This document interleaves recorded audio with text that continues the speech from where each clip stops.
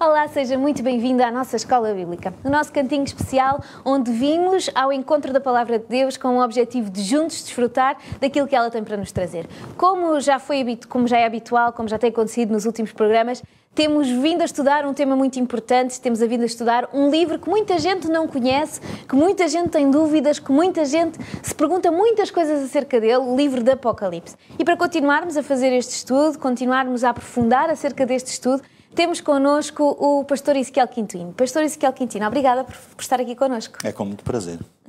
E com a ajuda do pastor Ezequiel Quintino, vamos já começar a estudar a nossa escola bíblica, porque o tema de hoje é muito, muito interessante. Vamos começar com o sumário. Pastor Ezequiel, qual é o sumário de hoje? Olha, olhando para o livro de Apocalipse, vamos abordar os capítulos 4 e 5, fundamentalmente. E podemos dizer, em relação ao capítulo 4, que eu tenho aqui aberto diante de mim, que é a visão da Assembleia Celestial na sala do trono do universo. E depois a seguir o capítulo 5, poderíamos dizer que é a crise de impasse do rolo fechado com 7 selos que ninguém podia abrir. E isto dá suspense, não é? É verdade, com isto já ficamos impactados, com isto já temos vontade de saber mais, porque realmente quando abrimos o livro, assim à primeira vista, temos muitas dificuldades de compreender. No entanto, com a ajuda do pastor Ezequiel Quintino, de certeza que vamos conseguir.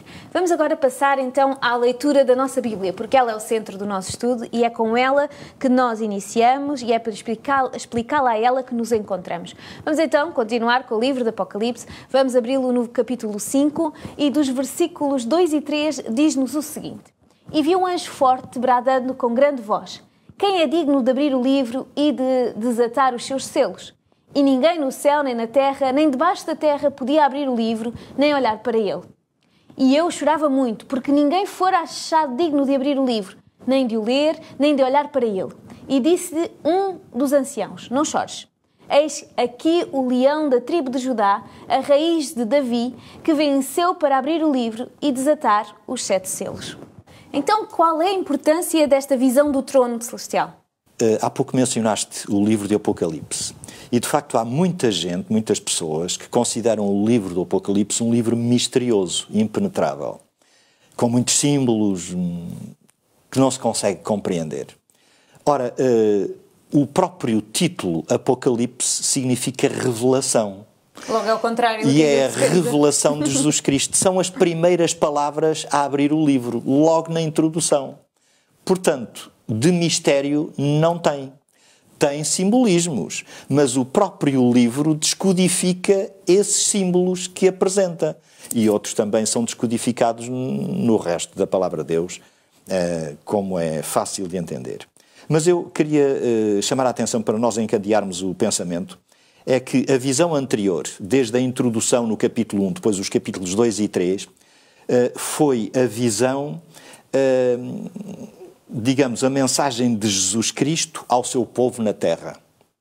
E agora aqui nós damos um salto, ou seja, passamos da terra para o céu. Há aqui uma mudança. No Apocalipse e nas profecias denominadas apocalípticas, normalmente é isso que acontece. Vai-se alternando visões ou mensagens na terra e outras no céu. Depois volta à terra, depois ao céu. E vai alternando assim. Agora vamos passar ao céu com o capítulo 4. Este capítulo 4 e capítulo 5. Que se desenrola precisamente na sala do trono no céu. E descreve simbolicamente o controle de Deus sobre a história e sobre o plano da salvação. O que é extremamente interessante. Mas este capítulo 4 vai abrir com uma descrição da soberania de Deus, da imponência de Deus. E podemos ver que João escreve que depois tive a seguinte visão: vi uma porta aberta no céu. A primeira voz que eu tinha ouvido era como de uma trombeta e dizia assim: sobe até aqui, vou mostrar-te o que vai acontecer a seguir. Portanto, visão às 7 igrejas, 7 períodos da história de desenvolvimento da igreja cristã, ou seja, do povo de Deus nesta terra, e depois é o que vem a seguir. E diz, e escreveu o apóstolo João: imediatamente o Espírito se apoderou de mim e vi então um trono no céu e nele estava sentado alguém que tinha o aspecto brilhante de uma pedra preciosa de jaspe e de sardónica. O trono estava rodeado de um arco-íris que brilhava como uma pedra de esmeralda. E à volta do trono havia mais 24 tronos, e nestes tronos estavam sentados 24 anciãos vestidos de branco e com coroas de ouro na cabeça.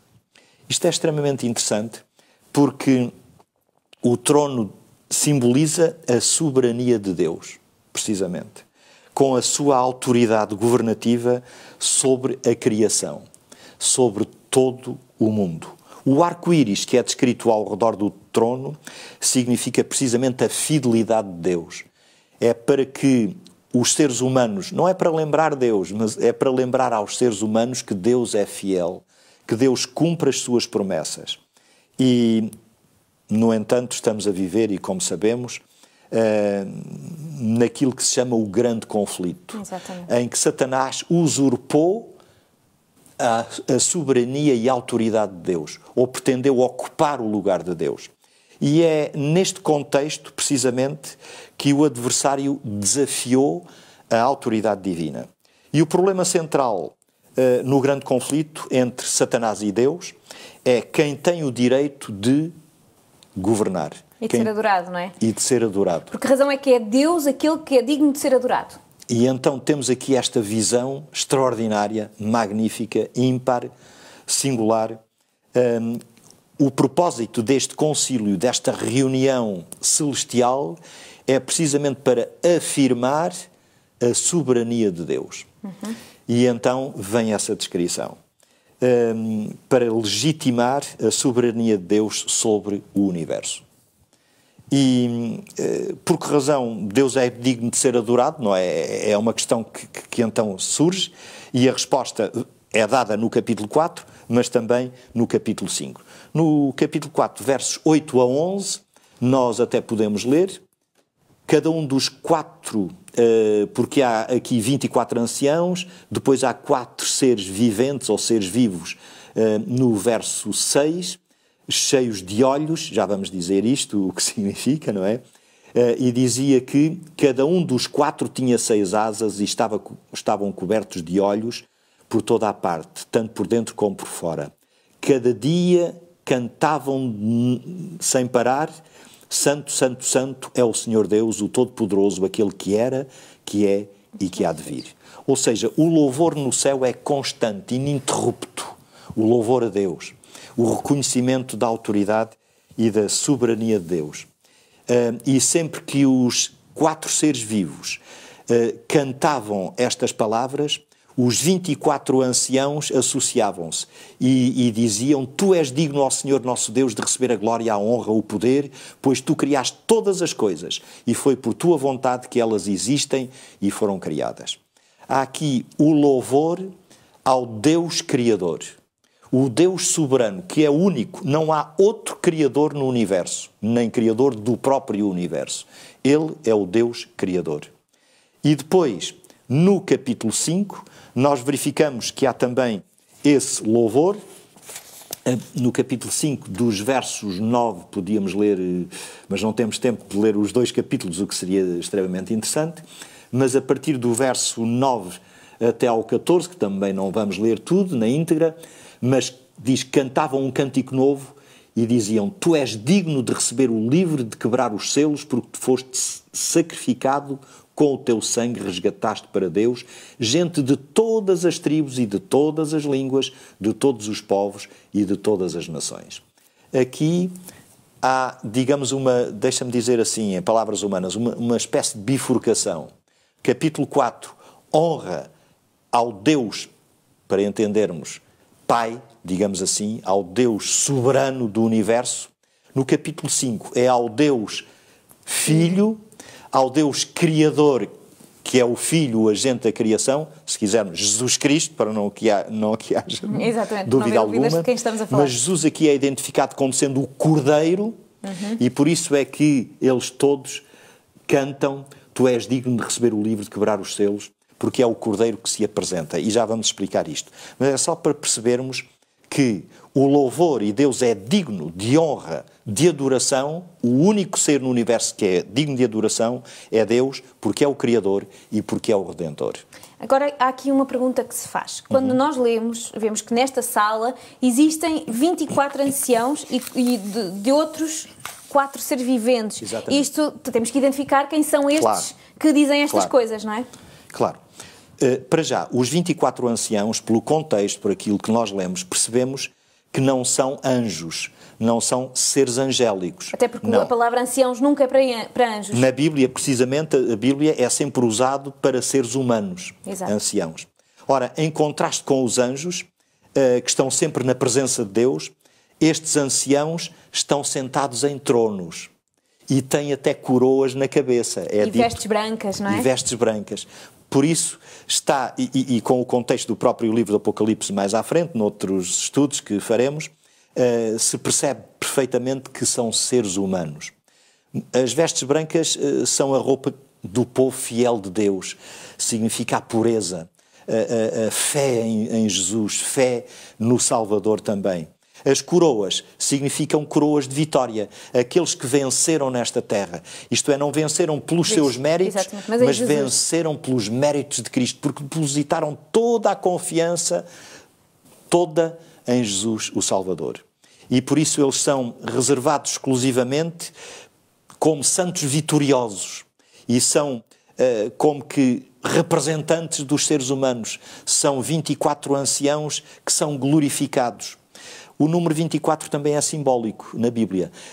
2 vezes 12, não é? É uma conta fácil de fazer. Precisamente, o 12 na Bíblia é símbolo do povo de Deus. Está ligado ao ser humano. E os 24 anciãos podem representar a totalidade do povo de Deus. Porque é 2 vezes 12. 12 há uma completude. As 12 tribos de Israel, os 12 apóstolos. Lembramos isto só para percebermos. E aqui há como que uma fusão. A totalidade do povo de Deus. O facto destes 24 anciãos nunca terem sido mencionados também antes na Bíblia implica que são um grupo novo na sala do trono de Deus, como nós lemos no texto.